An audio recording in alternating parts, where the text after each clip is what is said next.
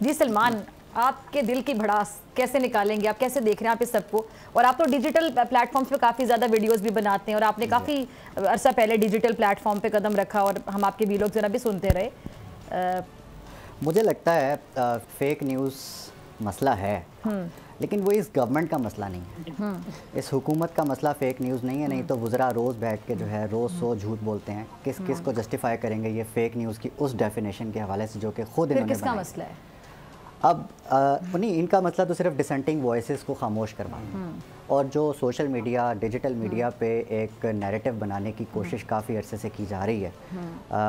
اب چونکہ وہ نہیں یہ سمجھتے کہ ہو پا رہا، تو اب جو ہے وہ دوسری جو ڈسینٹنگ وائسز ہیں ان کو ختم کرنا ہے. میرا صرف اس سے مجھے تو اول پتہ ہے کہ جو وزراء ہیں، اول تو عطا تارڑ صاحب ہیں یا جتنے بھی آپ مین وزراء ہیں، آئی کین گارنٹی یو کسی ایک نے بھی اس ڈرافٹ کو کھول کر نہیں پڑھا ہوگا. اگر پڑھا ہوتا تو اپنے ماضی کے بیانات کم از کم جو ہے وہ ان لوگوں کو یاد ضرور آتے کہ جو یہ میڈیا کی پابندی کے اوپر جو ہے وہ.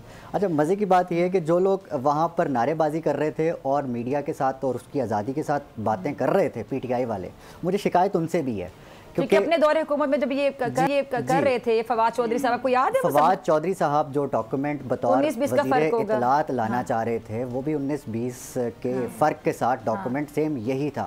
یہ قدغنیں بہت پہلے لگ جانی تھیں، یہ اب لگی ہیں جو کہ ہمیں زیادہ فیل ہو رہی ہیں. لیکن مجھے اتنے زیادہ ویگ قسم کی ڈیفینیشنز ہیں کہ میں اب بالخود بھی دیکھے تو شرما جائے. مجھے صرف دو چیزوں پہ ہے. جی پلیز. فضا، شک نمبر 26 کہتی ہے. اچھا، میں سب سے مجھ پہ اعتراض ہے. ایک چیز تو فضا نہیں شک 26 کہتی ہے. بس یہ اندازے بھی آج سلمان یہ فیک نیوز کی طرف اشارہ دیتے ہیں. وہ کہتے ہیں کہ آپ نے جب بتایا تو کسی نے خبر ہے ویسے پک کر لینی نا، کہ آپ کہنا چاہ رہے کہ دو چیزوں پہ اعتراض ہے. ایک تو فضا کے ساتھ بات کلپ جو ہے وہ ایڈٹ ہو سکتا ہے. ایگزیکٹلی نا، تو وہ فیک نیوز کے ویسے باقی ایک نیا پوائنٹ نکلا ہے، بنتا ہے تو ایڈٹ ہو جاتا ہے. بنتا ہے 3 سال یا 5 سال. ہاں پلیز کنٹینیو. 26 چلے اتنی سی بات میں میرے خیال سے 1 سال کافی ہے، 3 سال رہنے دیتے ہیں. شک 26 کہتی ہے کہ آن لائن فیک نیوز پھیلانے والوں کے خلاف سزا سے متعلق ہے یہ کہ کوئی بھی جان بوجھ کر فیک نیوز پھیلاتا ہے جو عوام اور معاشرے میں ڈر، گھبراہٹ یا خرابی کا باعث بنے، اس شخص کو 3 سال یا 5 سال جو ہے وہ قید کر دیا جائے گا. یہ 26 کہہ رہی ہے. What is fake news? What defines fake news?